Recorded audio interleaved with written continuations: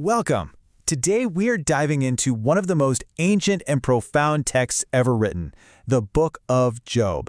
But get this, we're going to look at it through a really fascinating lens from our source material, not just as a story of suffering, but as the actual transcript of humanity's greatest debate.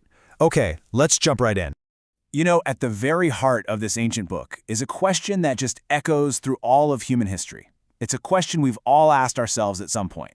Why do good people suffer? It's that universal struggle to find meaning when things get painful.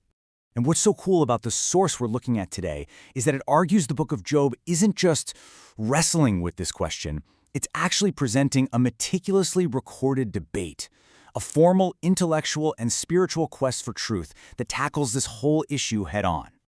All right, so first up, let's reframe how we even think about this book. Our source presents it not just as a story, but as this high-stakes philosophical showdown, a genuine quest for truth. So, the whole thing, this entire epic ordeal, it really just boils down to answering one single, powerful question. Is faith the real deal, or is it just a transaction we make for blessings and protection?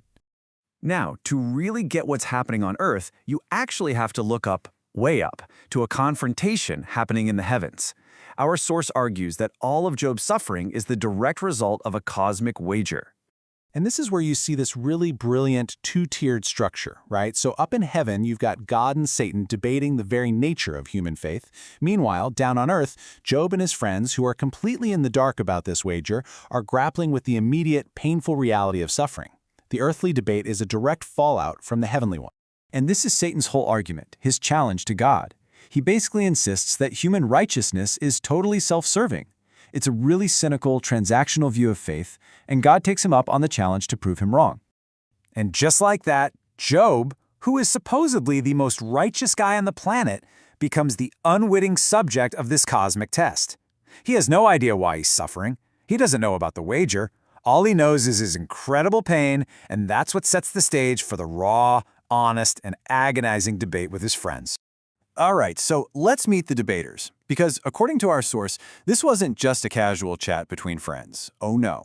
This was an all-star team of the ancient world's greatest minds. So you've got Job, obviously, the righteous man in the eye of the storm. Then there's Eliphaz, a famous scholar from Timon, a city literally known for its wisdom. And his buddies, Bildad and Zophar, were every bit his intellectual equal. I mean, we're talking about a gathering of the world's heaviest hitters here. Okay, but here's where it gets really interesting. There's this theory about the fourth friend, Elihu. You know, the young prodigy who shows up late. The idea is that his real role was to be the debate's official recorder. This would totally explain why he isn't judged by God along with the others at the end, because he was the scribe, not one of the main debaters. Now, this next point from our source is a total game changer, and it has to do with just how incredibly old this story is. The argument isn't just that Job is old, it's that it might be the oldest book in the entire Bible. Just take a look at this timeline. The source puts the events of Job way back around 2000 BC. That's before Abraham. We're talking centuries before Moses even gets the law. This completely flips its position and importance in the biblical canon on its head. And there's some pretty compelling evidence for this early date, right? For one, Job acts as his own family priest, which was a thing before the time of Moses. There's zero mention of Hebrew law or culture.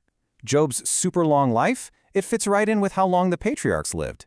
Even the way it's written, in this poetic form, suggests it was made to be memorized, before written Hebrew was even a big thing. And this is where your mind kind of gets blown. If Job came first, it's not just another story. It's like the preface to the entire Bible. Think about that. Before Genesis even tells us how the world was created, Job is tackling the bigger, tougher question of why a good God would let suffering and chaos exist in that world in the first place. It literally sets the stage for everything else. So, okay, why should we care about some 4,000-year-old debate transcript today? Well, because our source argues it's basically the Bible's premier book of questions and answers. I mean, get this. Over 200 questions are asked by the humans in the book of Job. This isn't a book about sitting back and just quietly accepting things. No way. It's about wrestling, demanding answers, and just raw, honest searching. And what's so beautiful is how God responds. He doesn't just hand down a list of answers from on high.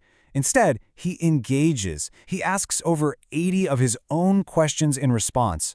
It's like he's guiding Job, and us, really, to discover the truth for ourselves. It's all about guided discovery, not divine dictation. So that leaves us with one last, really powerful thought to chew on. If the Bible's oldest book, its foundational text, is all about asking hard, honest questions, what does that really say about the true nature of faith?